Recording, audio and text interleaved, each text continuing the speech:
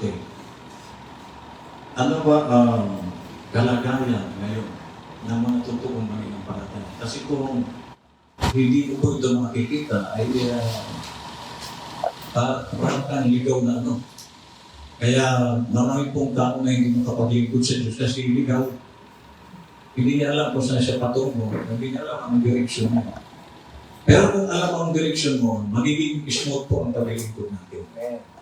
At mamahalin mo kung sino pinaglilingkodan mo. Kaya makikita po natin dito sa ating pag-aralan, kilala mo po ang Diyos. Amen. Kasi kung kilala mo ang Diyos, natatakot ka sa Kanya. Malaking respeto ang gagawin mo sa Diyos. Amen. Dito po sa ating pambunga. John 6:27. Labor not for the meat which perisheth, but for the meat which endureth unto everlasting life, which the Son of Man shall give unto you. For him hath God the Father sealed. Ano po sabi ito? Ang pagsikapan niyong gawin, sabi niya, hindi yung pagkain na napapanis. Kasi may dalawang klase pong pagkain. Isang eternal, isang temporal na pagkain. Pag sinabi pong napapanis, temporal yan. Although hindi po masama na tayo po magtrabaho. Natural po yun. Para tayo naman ay mabuhay physically. Pero ang pinakamahalaga po dito yung non-spiritual. Kaya sabi ni Jesus Christ, ang pagsikapan nyo na pagtrabahoan ay yung pagkain na hindi napapanis. Amen. But for that meat which endureth unto everlasting life. Kundi ang pagsikapan daw natin pagtrabahoan ay yung pagkain na nagtatagal. Amen. Na ito'y hanggang sa kaduluduluhan. May pagkain pala na hindi napapanis. Patungo sa walang hanggang buhay. At sabi, which the Son of Man shall give unto you. Na wala pong makapagbibigay ng pagkain ito, maliban kay Jesus Christ. Yan po yung Son of Man. So, ibig sabihin, isa lang ang pwedeng magbigay sa atin ng everlasting life. Jesus Christ. For him hath God the Father sealed. Oh. May sinasabi po dito about sealed. Okay, napag-aralan na po natin na yung salitang sealed ay kumbaga sa isang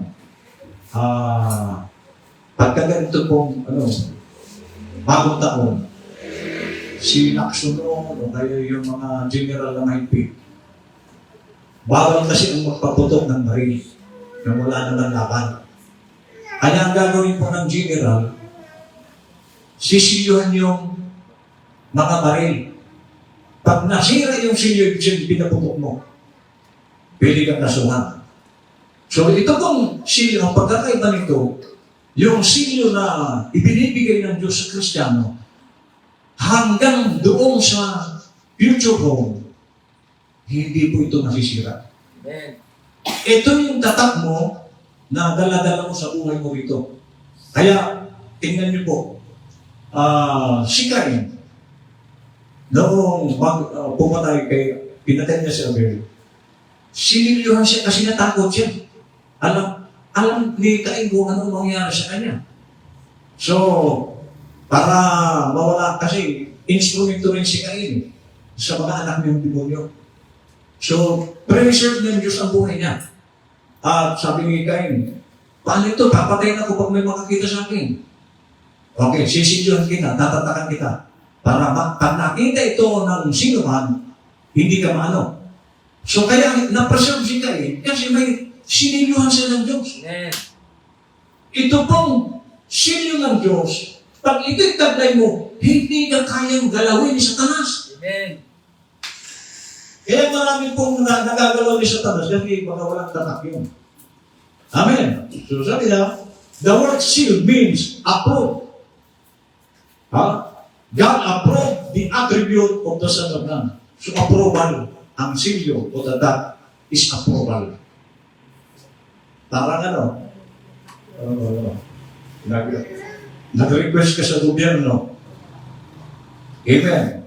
inapro, tatatakan. Yun po ang sin. Okay, so tayo po ba natatakan ng Lord? Amen. Iyan po ang ating i-check. Ha? Kasi po ito, literally, sa mundo, ang condition po ng mundo ngayon, tingnan nyo, ano naman ang condition ngayon? Magulo. At bakit pinayagan ni Lord itong gulo na ito? Para makita kung sino yung nasa kapayapaan. Dahil hindi makikita yung kapayapaan kung walang gulo.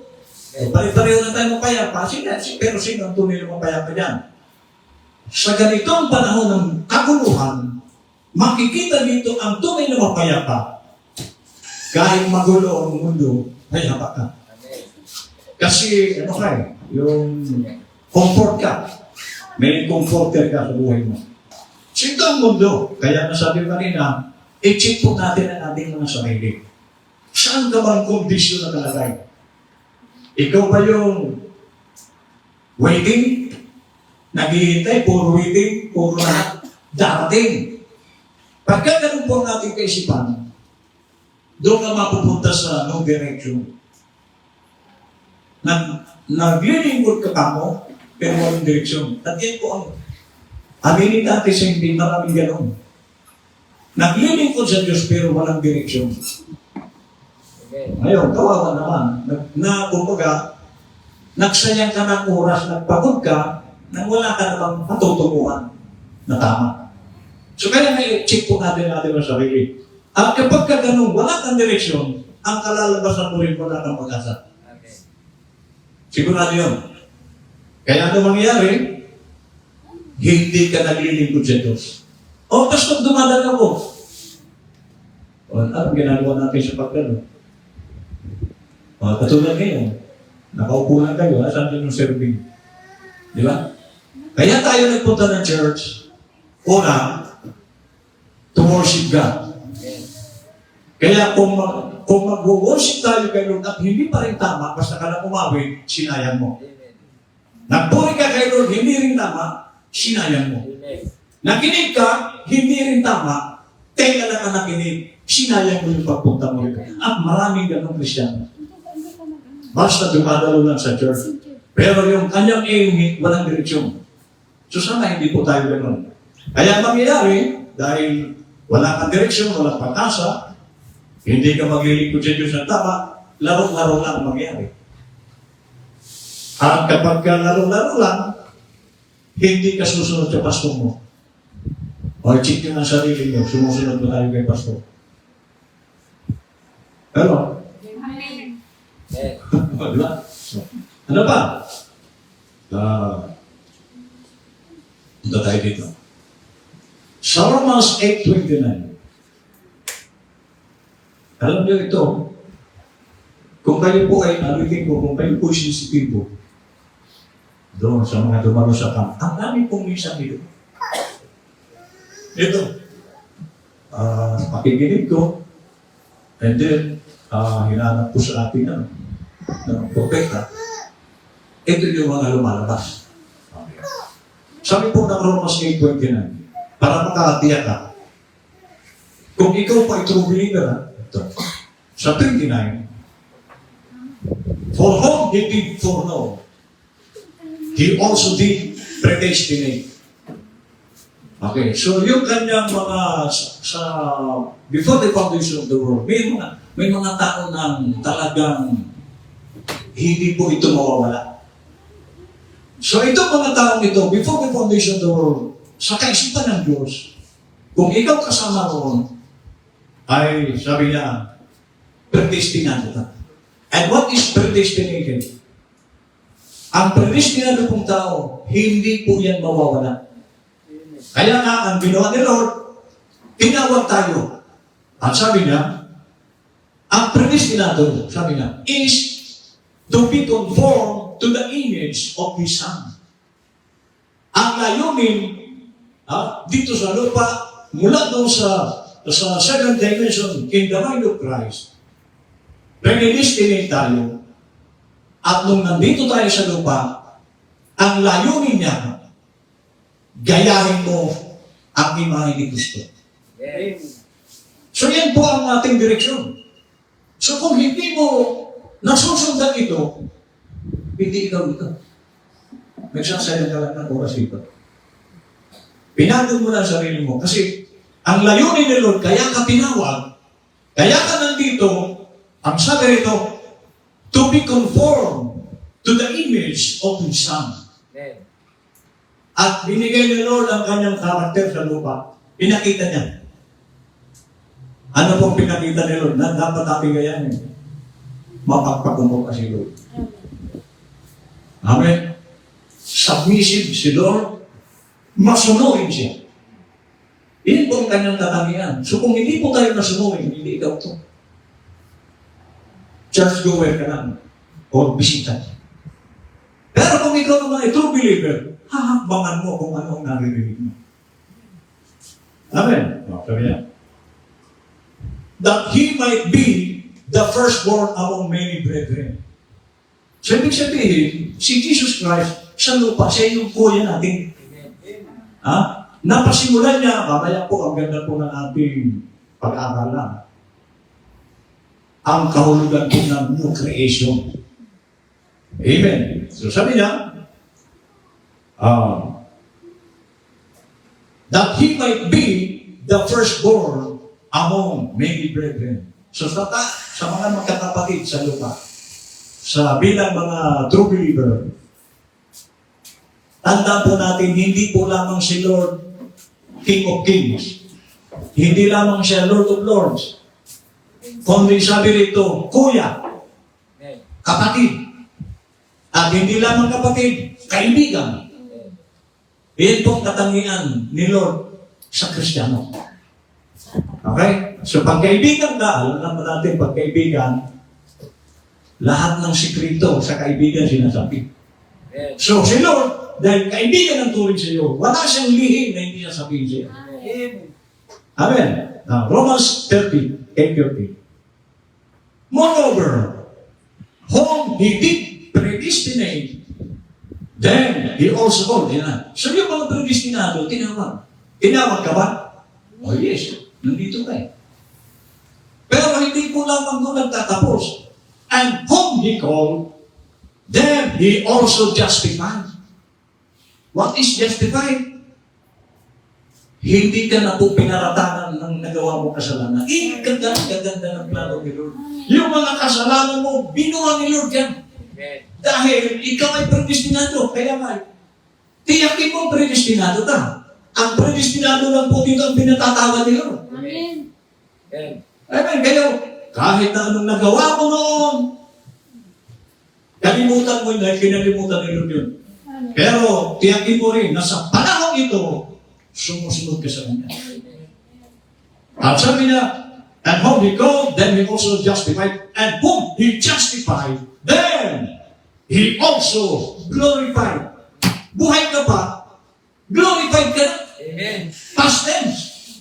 Hindi po ibig sabihin. Ang condition ng totoong Kristiyano ngayon, justified and glorified. Yung mga waiting, kahit siguro nila ito naintindihan. Pag waiting ka, magiging justified ka pa lang, magiging glorified ka pa lang. Kaya katwiran nila, tingin nga kung ikaw ay glorified, tumagos ka na dito sa pader. Hindi kasi nila naintindihan. Spiritual condition po ito, hindi natural. Amen. Question and answer. Justin, your glorified body is right here at the tabernacle now. Oh. So yun ang yung glorified body nyo. Nandito. Sa oras na ito. Matandaan po natin ito dahil may mga mensaheng propeta na kinorek niya. So itong mensaheng ito na your glorified body is right here at the tabernacle now. Ang glorified body mo, susuot mo na ngayon. Amen. Anytime na mawala ka, hanggang ka na. Suot mo na yun. Anytime na lumabas ka rito, suot mo yung glorified body mo. Which is your theophany.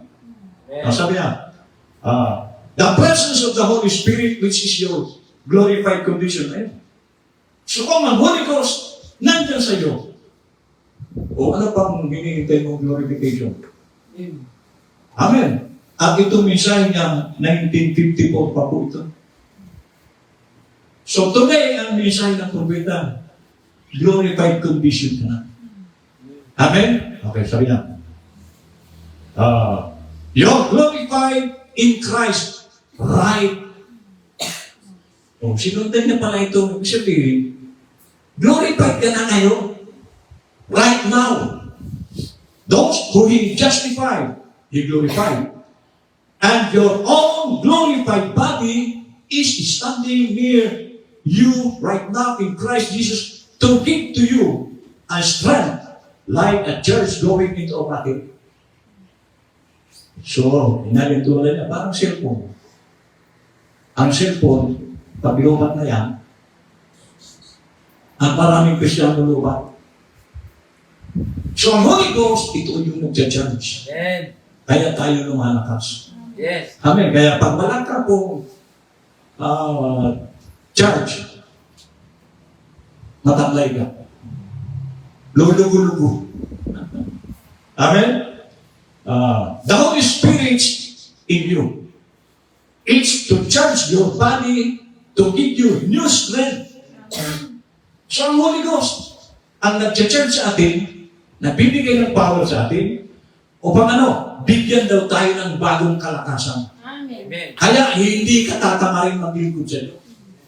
So ang Holy Ghost, which is sabi nga ni Pablo sa Ephesians 4:30, iyan po yung tatak ng Kristiyano. Kaya pag nandiyan sa iyo, natatakang ka na, hindi mo magagawang tamarin. Okay. Tingnan niyo po sa natural tao. Nakakita na ba kayo ng 35 years old, nakalampin pa? Meron? Huwag ng 35. 20 years old, nakadayapir. Meron?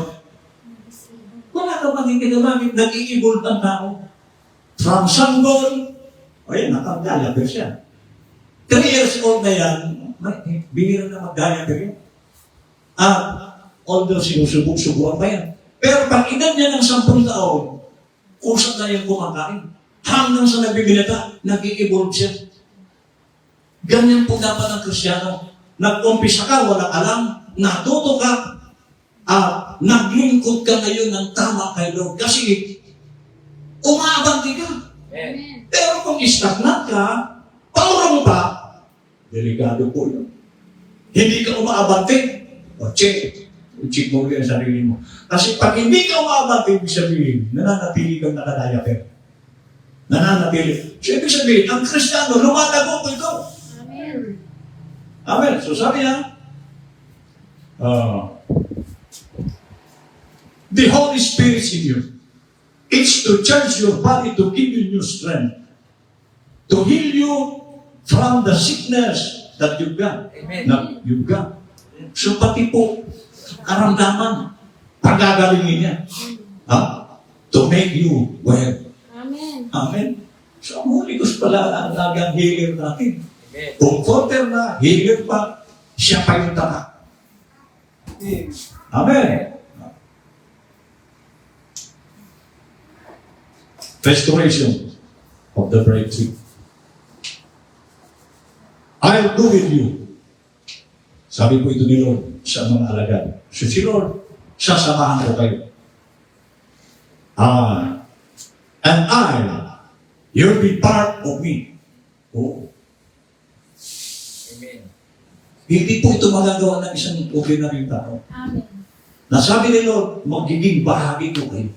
Amen. Pag sinabi pong bahagi, yun na yung testimony ni kapatid ng Friday. Buto ako ng buto niya. Laman ako ng laman niya. Dugo ako ng dugo niya. So, ang DNA natin kay Lord, magiging bahagi ko kayo, sabi ni Lord. Lahat ba ng tao bahagi ni Lord? Yung mga totoong believer lang ng kung kabahagi niya. Pag hindi ka totoong believer, kailan na hindi mo magiging bahagi. You have been my bride. Oo. Magiging nobya ko kayo. Spiritual. Amen. Pag sinabing nobya, ang hantungan po niyan, wife.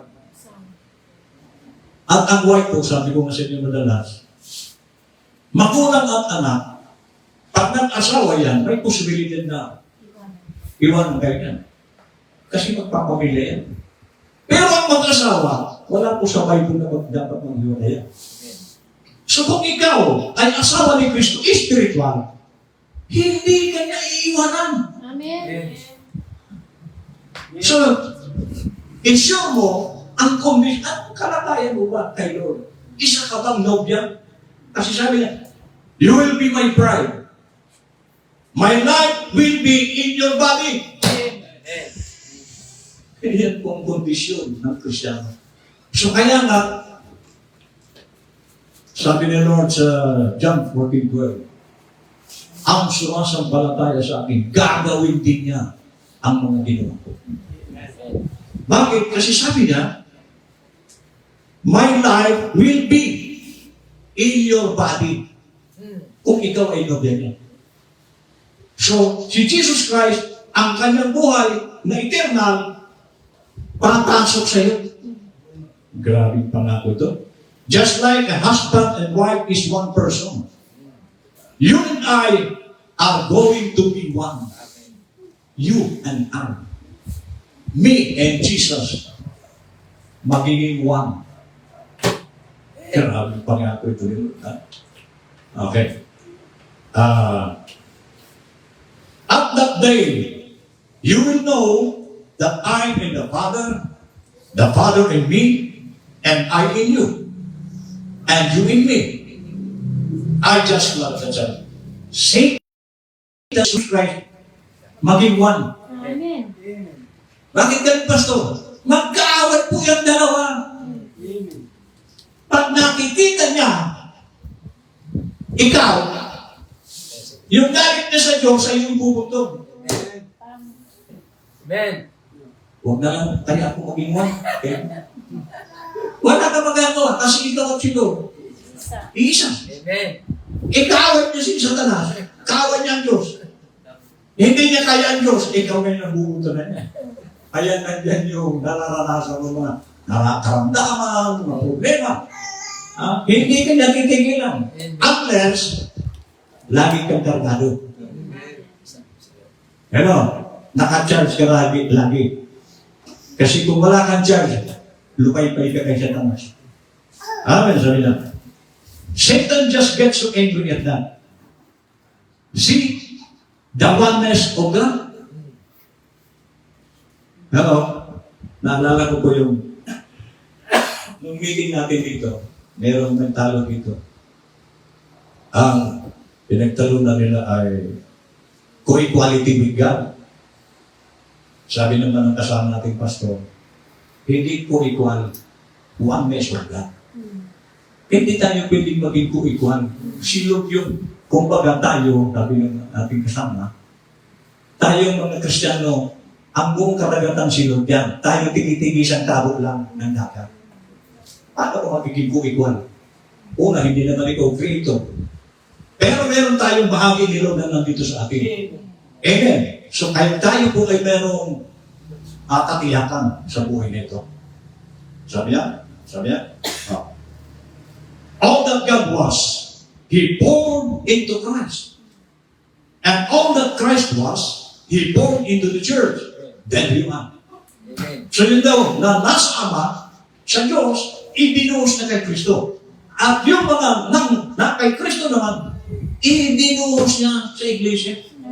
Tayo yung iglesia. So ibig sabihin, iyon po ang oneness, hindi ko equal. Meron siyang ibinahagi sa atin na galing sa Kanya. Amen. It makes them all one. So oneness of God, hindi po equality. Now look, the bride are one. So tayo. Kaya nga tayo dito dapat nagmamahalan kasi hindi po tayo dalawa. One body lang po tayo. Kasi kung totoo ka, yung espiritu mo nandito sa akin. Paano tayo dapat mag-away yan? Okay, so, yan. Now the bride are one. 3 to 5. In other words, like husband and wife is one, Christ and His bride are one. Amen. Same thing, same spirit, same words, same signs, everything else. For the word that I do shall you do also. How long? To all the world. How much? To every creature. Nakita niyo po ang kalagayan ng isang Kristiyano? Isa kang nobya. Ang espiritu, iisa. Sa gawa, iisa. Sa tatak, sa tanda, iisa. Lahat ng bagay. Kaya nga, for the works that I do shall you do also. Yung ginagawa ko niya, gagawin din ninyo. Gaano kahaba? Hanggang sa dulo ng mundo. How much? To every creature. Amen. So sa lahat ng abot natin, makaya natin, gawin natin. Yan po ang ating mensahe ng Friday. Amen. Ito, God of this evil age, 65 people. And we was at Calvary with Him. We went in the grave with Him, and were raised with Him in His resurrection. So dahil po ikaw ay laman at laman ni Lord, buto ng kanyang buto, dugo ng kanyang dugo, nung siya'y ilibing, kasama tayo doon Amen. sa kanyang libingan. Amen. At nung siya'y marasurek, mabuhay na magulit, kasama rin tayo doon na nabuhay ulit. At sabi niya, and now we ascended by His Spirit to the throne of God. Nung siya'y umakyat, kasama ka doon. Amen. Kaya na, hindi mo na kailangan hintay ma-rapture. We are already raptured. Amen. Bakit raptured? Kasi nung siya'y ilibing, nilibing ka rin. Nung siya'y nabuhay ka rin. Nung siya'y umakyat, kasama ka. Amen. Kasama tayo. Yes. Kasi one body lang tayo ay doon. Paano mong sabi nga nung narinig niyo nung meron ka bang taong nakita lumalakad putol ang ulo? Bumangon yung katawan ay bumangon daw Ha? yung katawan. Meron ba? Si Jesus Christ ang ulo, hindi kasama ang katawan. And we are the body of Christ. Amen. So nung umakyat siya, kasama tayo. Amen. Kaya kung alam mo ang katayuan mo, sabi nga nung Friday, walang agam-agam. Pero, kaya magagawa mo ng maglingkod kayo ng totoo kasi ikaw na yung totoo. Amen. Pero kung laro-laro, baka hindi ikaw ito. Amen. And now when ascended by His Spirit to the throne of grace, setting in the heavenly place, together in heavenly places in Christ Jesus, always. Amen. Ang bilis naman, Pastor. Alam niyo ba ang event? Narating po ito ng propeta. Gaano kalayo, Pastor? Gusto niyo sumating ko? Noong nasa lupa ang propeta, kinuha yung kanyang tiyupanin. Nandoon sa 6th dimension, nakikita niya naman niya, tatlong di pa lang pala. Amen. Hindi po malayo ang langit. Amen. Nakakala natin, pupunta doon sa napaka... No. Dimensionally, ang langit po, hindi pa lang. Amen. Kaya kung nasa 6th dimension propeta, nakikita niya yung laman niya, nakahiga. Hello? So anytime, so ibig sabihin na yung mga kasama natin, mga nawala na, baka nanonood sa atin. Amen. Amen. Hello? Baka akala nyo kung nandun sa tatlong di pa lang nakikita ni brother pa namin naman niya. Kasi brother ko siya, nanonood ka doon, nagpag-fellowship. Anong malay natin? Hello? Ang sabi niya, God in simplicity. And when they say the graves will open, how is the graves going to open? Huh? When I haven't got time to get into this. What I wanted to, I'm going to have to take this just to show you the simplicity of God. Yeah. So, simple lang. And that calcium, potash, and everything. When everything that's in you, of materials, only makes a spoonful. So, bahagi lang. That's right. And what that does, it brings on back in the spirit life. God just speaks, and the rapture will come. Amen. Ganun kabilis. Amen. And going out there, and the angels come down and show out the graves and get out and all dead carcass here. What is it? It's born of sin to begin with, but a new one made in its likeness. You know, sabi niya? Pakinggan niyo po ito. Kasi yung thinking ng marami noon, maliban sa Kristiyano ngayon, iba ang thinking ng Kristiyano. Ang thinking ng Kristiyano, pag namatay ang tao, hihintayin niya yung judgment. At doon sa judgment, babangon ang patay sa libingan. Alalahanin natin ang spiritually. Itong flesh na ito, libingan po ito. Amen. Paano mo nasabing libingan, Pastor? We are eternal sa 6 dimension. Pinasok natin itong temporal. Grave po ito. Amen. Mamamatay ito. So itong pinasok natin is libingan. Amen. So paano panghihintayin mo? Nababango sa libingan. Yan na. Doon. Hindi po yung libingan lupa.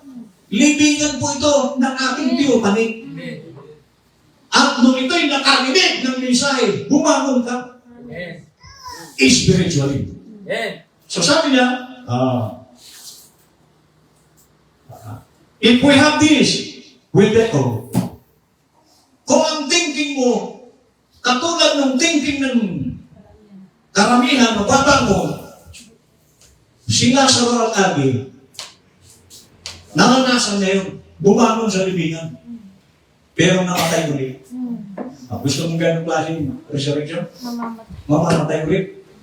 Ang resurrection dito, once na bumangon ka na dyan sa spiritual mo, wala ka na pong kamatayan yan.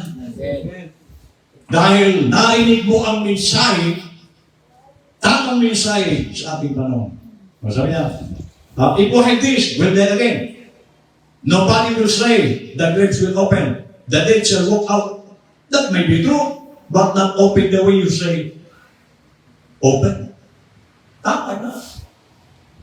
Magbubukas. Pero ito po yung libingan. Nung narinig mo ang tamang mensahe na bisita, na-resurrect ka. Spiritual resurrection. So, rapture and resurrection, the same. Okay. It won't be like that, sabi niya. It will be a secret. O yan, sekreto ito. Kaya hindi po ito makita ng denominasyon. Tatawanan ka pa pag tinuro mo ito. Kasi hindi po ito para sa kanila maunawa. Okay. It will be a secret because he said he'd come like a thief in the night. So ang pagdating ni Lord, hinalintulad niya sa magnanakaw. At ewan ko po kung mayroon na kayong... Sino sa inyo dito ang nanakawan na? Okay, Brad. Sinabi lang ba ng magnanakaw sa inyo na pumunta ko muna yung gabi? Ang magnanakaw hindi po yung magsasabi kung darating o hindi. Amen. Si Jesus Christ, hindi na po ipinapaalam Amen. na sa dumating na o darating. Amen. Biglaan lang. Yes. Mapalad ka kung nakita mo dumating na pala siya. Amen. Pero yung iba, waiting. Darating na. Jesus is coming very soon. Doon pa yung sinasabi ng tao. More than 2,000 years na. Amen. Hanggat natananggap po. sa kanila. But sa true believer, matagal na. Matayag lang. Kayo, dumating na ba? Amen. Pabayagan. Oh, the rapture is in us. Amen. Now. Ano, hinintay mo pa ang rapture? Ang rapture daw, nandito na ngayon sa atin. I will prove it by the gospel. Oh, mismo ang Biblia ang magpapatotoo. Hindi lang mga purita. Okay. Anong proof? Those who he called, he justified. And those who he justified, he had glorified. Then in heaven, today, not tomorrow, Amen. we are glorified in the presence of God right now. Amen. Amen. So ano bang hinihintay mo, Rapcho? Yes, amen. Nakaupo na yung ano mo, nandun na. Ibig sabihin, silyado na ito, ano bang oras na mawala tayo, kasi ulitin ko, ang heaven po, tatlong di pa lang pala. Dimensionally. Dahil nung umami si ano sa katawan niya, si Brother Branham, nakikita niyo naman niya, o gaano kalayo yun. Nandun siya sa, sa 6th dimension. Hallelujah. Amen. Ano sabi niya? Then in heaven today, we are glorified in the presence of God right now. I'm just pushing out to 65 ulit ito. Still see. Look now. Hold mo na ito. At transfiguration. Kaya nangyari itong transfiguration. Doon po ito sa isang bundok. Na pakita po doon ang tatlo. Kasama rin yung tatlo. Naalaga. Nakita niyo pa. Si Lord po lagi tatlo ang perfection. Tatlo yung nag-transfiguration doon. Tatlo rin yung kasama niya. At nung lumitaw si Moses, si Elijah, andun si Jesus sa gitna. Sabi ng mga alagad, kita nila. Nakilala nila si Moses. Nakilala nila si Elijah. Sabi ng tatlo, Lord, gusto niyo igawa namin kayo ng tatlong bubol. Isa kay Elijah, isa kay Moses, isa sa iyo.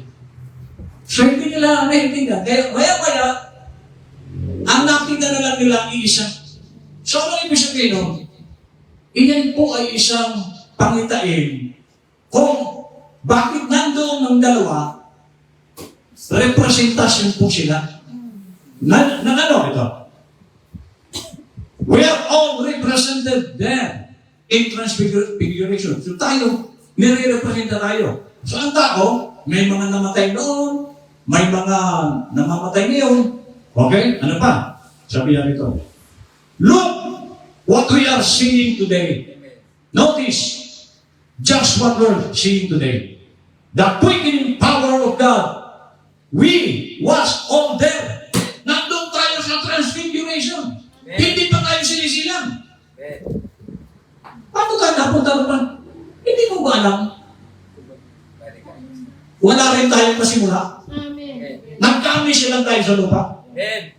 So, sa transfiguration na yun, andun tayo.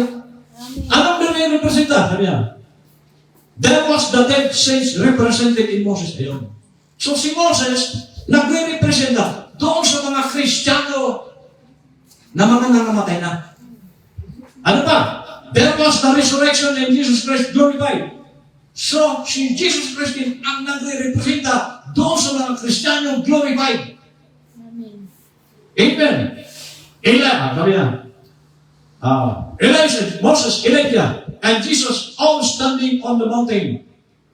The dead saints, the raptured saints, and Jesus glorified. So si Elijah, nagre-representa, kasi ibig sabihin, tatlo po ito. Sa ating panahon, nasa sayo na rin yan. Amen. Ibig sabihin, kahit pa itong mga mamamatay pa lang, yung tatlo, justified, glorified, raptured, takla ito ng Kristiyano. That yung Mount Transfiguration, yung tatlo na nag-appear doon, iyan po ay nagpapakita na ito ang kaganapan, ito ang kondisyon ng totoong Kristiyano. Glorified ka na, justified ka na, and you are raptured. Amen. So, yung tatlo represent. Si Elijah, representing the raptured saints. Si Moses, ito yung mga nangamatay na. Ibig sabihin, meron na nangamatay ligtas. Meron namang mga buhay pa, already, ligtas na sila, raptured na sila. Amen. Oh. Okay na po ba natin? Amen. 65 ulit. And they are going to find out someday that they are not seeing 150 million years of life space either. They are going right around in a circle. That's exactly. You are going to find out one of these days that when you go to heaven, you don't fly off somewhere. Hindi mo kailangan lumipat. Yung pagpunta mo sa langit, ang akala ng iba, bigay ng napakalayo. So sabi ng propeta, you don't fly off somewhere else.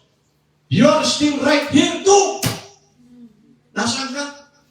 Nasa langit ka, nandito ka. Amen. Bakit, Pastor? Alam niyo ba ng tagalangit ako? Amen. Alam niyo ba ng tagalangit? Anytime niya, ikaraw niya.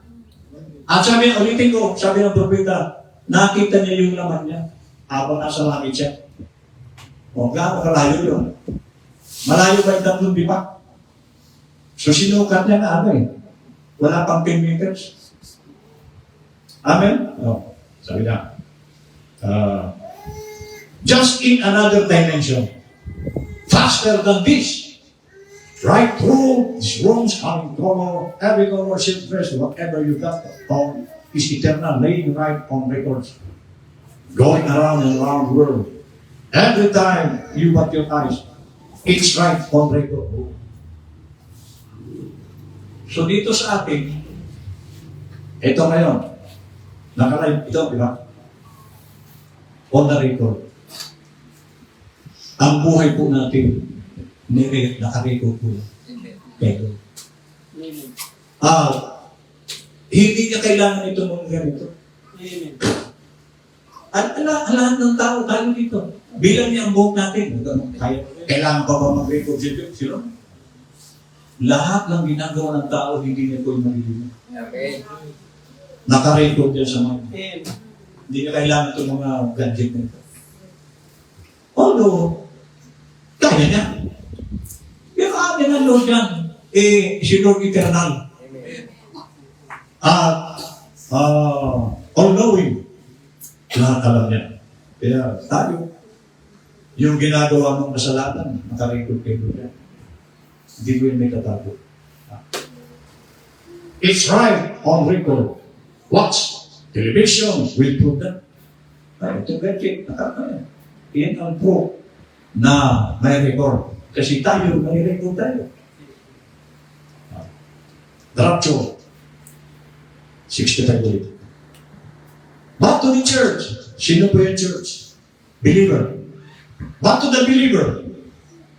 The bride. The rapture is a revelation to her. Ano ang rapture? Kapahayagan. Hindi natural. Kung ikaw po ay rapture, na-reveal sa iyo ni Lord yan. Rapture ka. It's revealed to her. That's the revelation. The true bride of Christ will be waiting for that revelation of the rapture. So, noon, hinihintay natin ang revelation. Na-reveal. Amen. Tapos na ang rapture. Yes. Now it is a revelation. For the revelation is faith. You cannot have a revelation without it being faith. Faith is a revelation. So, nananampalataya tayo. Tapos na ito. Amen. Okay. Bakit? Tapos na, Pastor. Si Lord nandito sa atin. Ano ba ang kulang? Kung si Lord nasa tao, anong kulang? Wala. Amen. Meron bang kulang? Ano po? Sabi niya, because it's something that's revealed to you. Faith is the revelation. Faith is something that has been revealed to you like it was to Abraham.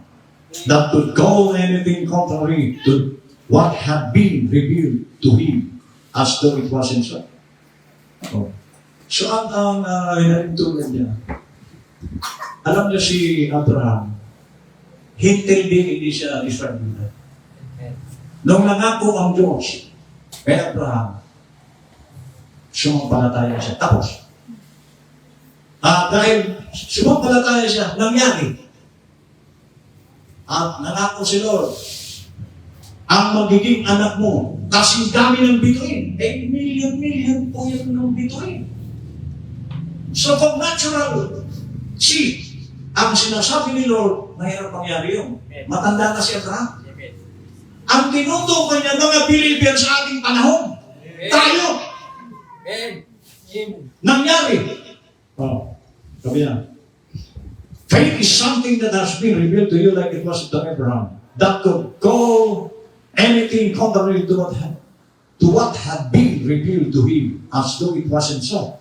Now faith, that's what faith is the revelation of God. The church is built upon a revelation. The whole entire body.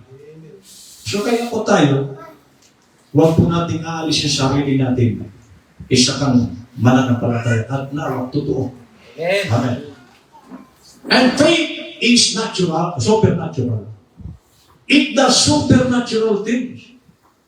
Ano ba yung ibig sabihin ng supernatural?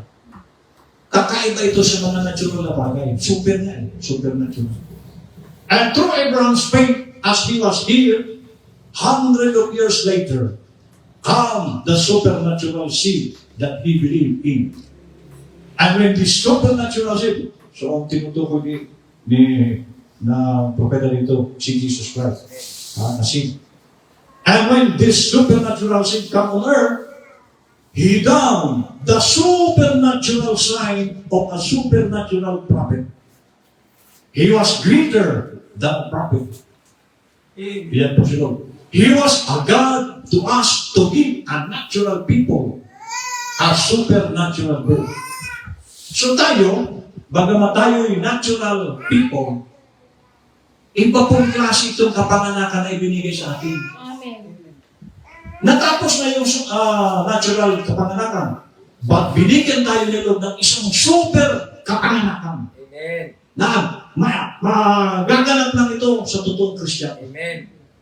Iyan po tatalakayin natin mamaya ang new creation. What did he do? He went before us. He died, but they couldn't hold him. Wala pong nakapigil kay Lord. Namatay siya, pero yung plano niya nangyari. Abraham's grave still there. Isaac's grave still there. But there's an empty tomb on the supernatural seed that done a supernatural work, that had a supernatural resurrection. Si Adam, si Eva, si Noah, lahat ng Bible character, si Moses, sina Pablo, sina Pedro, lahat ng mga apostol, ang kanilang labi nasa libingan. Si David. Pero mayroong isang tomb o libingan na wala doon yung namatay. Isang libingan lang ang wala doon. Bakit? Kasi bumangon yung nakalibing doon. Amen. Lahat ng mga nakalibing hanggang ngayon ang kanilang alabok nandun sa kanilang libingan. Amen. Pero merong isang libingan na wala Jesus Christ. laman. Jesus Christ. At iyan ang Panginoong Yesus na siyang sumasa ating lahat ngayon na anuman ang kanyang ginawa noon. Amen. Gagawin din niya ng iglesia ngayon. Amen. Amen. Yan po ang kagandahan. Si Jesus Christ hindi po siya nanatiling sa libingan. Amen. Pinatunayan niya ito, bumangon siya. Amen. Para ano? Para sa atin. Amen. Amen. But there's an empty tomb on the supernatural seed that done a supernatural work, Amen. that had a supernatural resurrection. Amen. Kakaiba po yung kanya. Pero yung mismong siya, yung kanyang ginamit na laman noon, bumakong! Tayo hindi na ganun ang ating resurrection. Nang tayo tumanggap sa mensahe, supernatural resurrection po ito. Amen. Amen? God's provided praise of worship. We've already resurrected. Past tense. Amen. Ano, hintayin mo ba bang bumakon doon? Ha? Hindi na po mangyayari yun. Dahil kung doon ka babangon, sabi ng Panginoon, ng propeta, mamamatay ka ulit. Tulad ni Lazaro, bumangon, sa libingan, namatay ulit. Pero ang resurrection ng isang Kristiyano, tapos na. The dynamics and the mechanics is gone to work, quickened to us. And we are quickened up into the presence of God. Amen. Where His Spirit is, and now we are seated together in heavenly places in Christ Jesus. Amen. Setting in there that great seat of that's already fired up, being raised from the dead. Tapos na.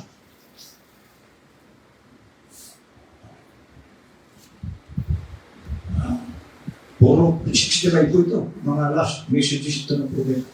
Easter seal. The Holy Spirit is here to find you. Nasaan daw ang Holy Ghost? Amen. Nandito upang hanapin kayo. Amen. And when it finds you, at nung siya'y matagpong ka, you recognize His call. Amen.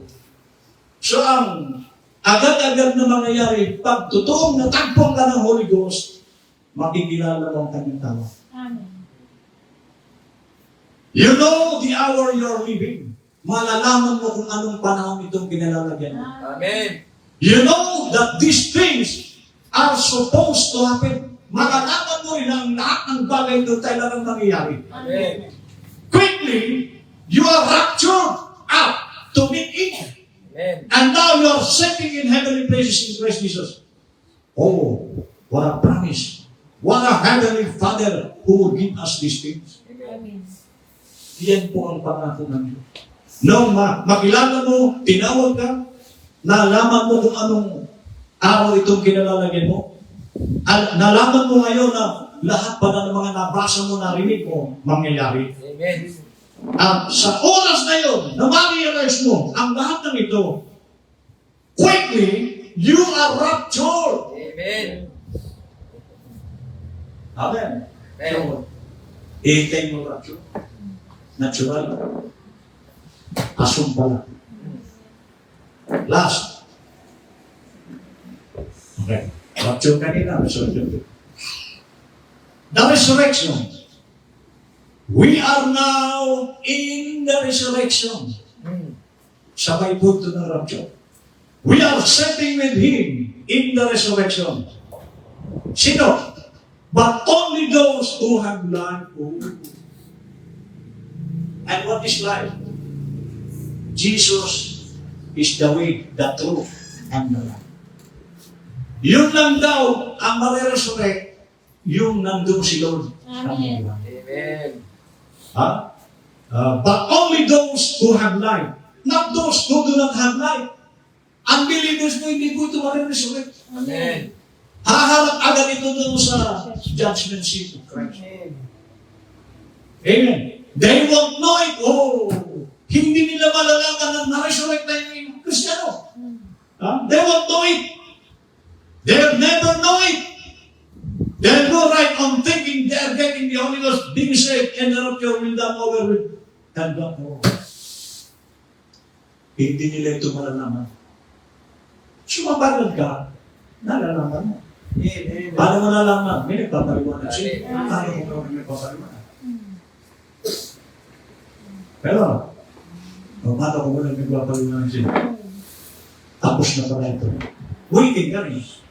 Pero salamat sa Diyos, naunawaan natin ito. Amen. Sa pamamagitan, meron tayong propeta. Amen. Amen. Amen? Okay? God bless. Yes.